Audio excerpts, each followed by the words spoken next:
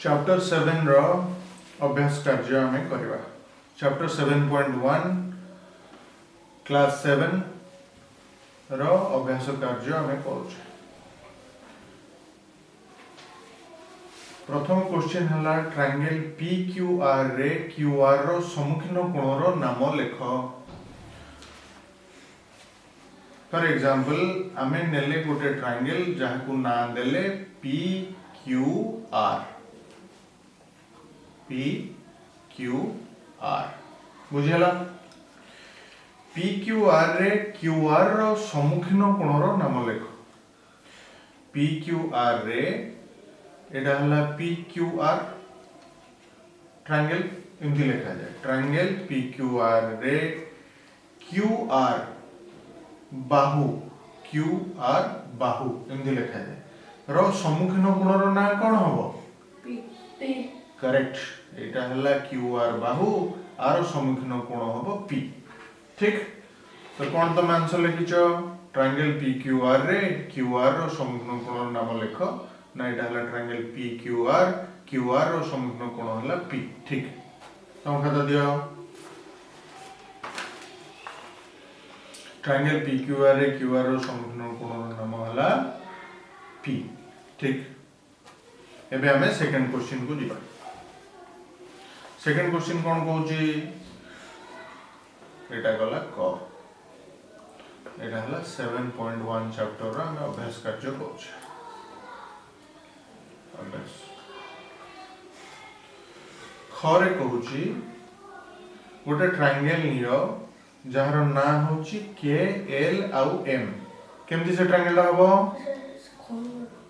KLM रे M शीर्षर सम्मुखीन बाहुर नाम लेख। हला ट्रायंगल KLM ये ट्रायंगल KLM रे M शीर्षर सपोज एटा M शीर्षर सम्मुखीन बाहुर नाम लेख। सम्मुखीन बाहु कोन हबो KL। M कोणर सम्मुखीन बाहु हबो KL। ठीक अछि।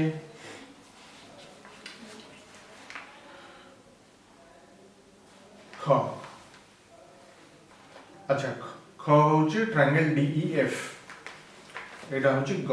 आमे जोटा कले सेटा होची ग। ख क्वेश्चन टा होची ट्रायंगल DEF। ट्रायंगल DEF रे गोटे ट्रायंगल बनाओ जहां ना दियो DEF। ठीक। तार ई कोण एटा को कोण ई कोण तार सम्मुखीन बाहु कोण DF।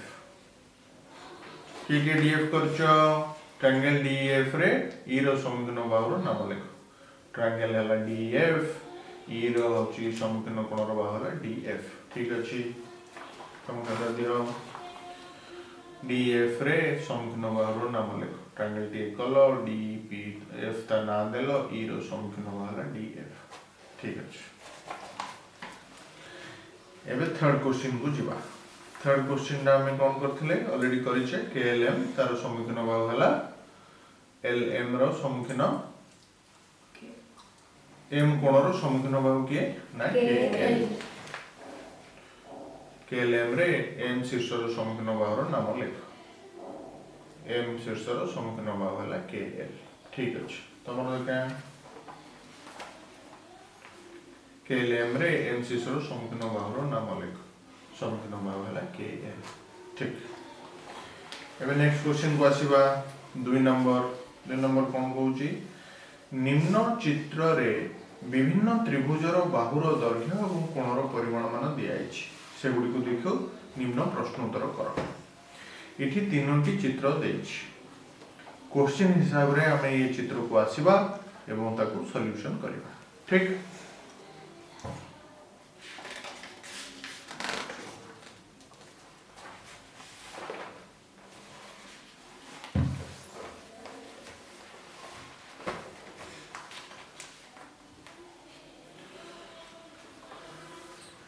उपयुक्त त्रिभुजर नाम लेख।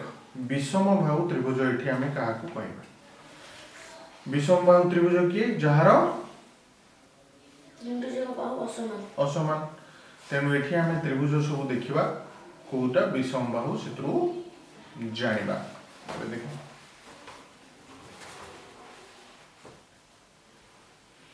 प्रथम त्रिभुज देखो इतर बाहु 4 सेंटीमीटर 7 सेंटीमीटर 5 सेंटीमीटर ठीक 4 सेंटीमीटर 5 सेंटीमीटर 7 सेंटीमीटर तो ये विषम बाहु हबो ना कोन हबो विषम बाहु ही परिबो काहे ना को बाहु का सहित समान हो तो ट्रायंगल एबीसी ही परिबो कि एबीसी करिजो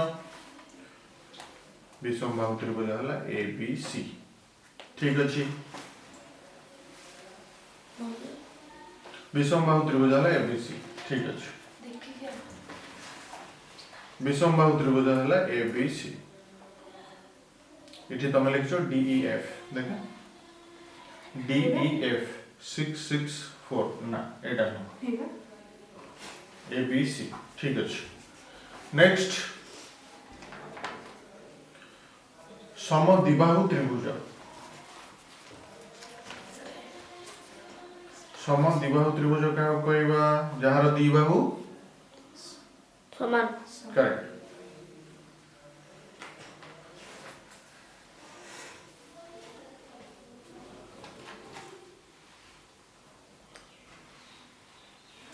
समद्विबाहु त्रिभुज हमें क्या कहबा जहार दुईटी बाहु समान एठी को बाहु समान अछि एटा 5 सेंटीमीटर एटा 5 सेंटीमीटर ताले एल एम एन ही परिबो ख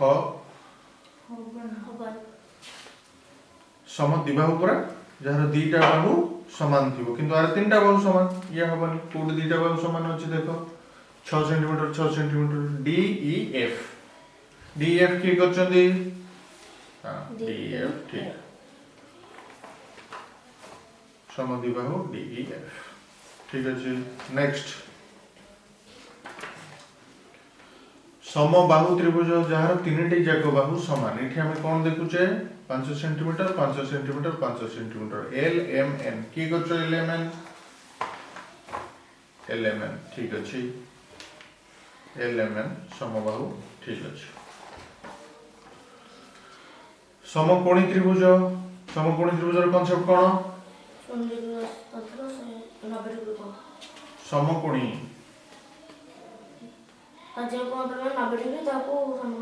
करेक्ट इति कोण त्रिभुज अछि जहार कोणटा 90 डिग्री जीएचके की करछो जीएचके देखाओ समकोणी त्रिभुज जीएचके जे करचंती सेटा ठीक काहेकि इति समकोणी त्रिभुज गोटा अछि जीएचके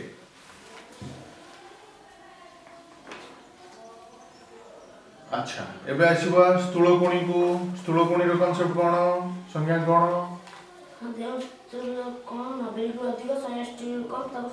एठी अछि के 90 डिग्री रो अधिक के अछि 90 डिग्री रो अधिक पीक्यूआर त्रिभुज पीक्यूआर की करछ स्थूलकोणी पीक्यूआर ठीक अछि तमे करछ स्थूलकोण पीक्यूआर ठीक अछि नेक्स्ट होची सूक्ष्मकोणी त्रिभुज रो कांसेप्ट कोन 0 डिग्री रो अधिक 90 डिग्री रो कम कोठी अछि 0 रो अधिक 90 रो कम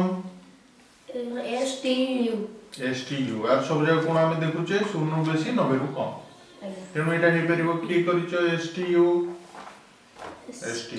ठीक एसटीयू वेरी गुड तेनु हमर ए चैप्टर सरीला नेक्स्ट चैप्टर रे हमें 7.2 स्टार्ट करिया।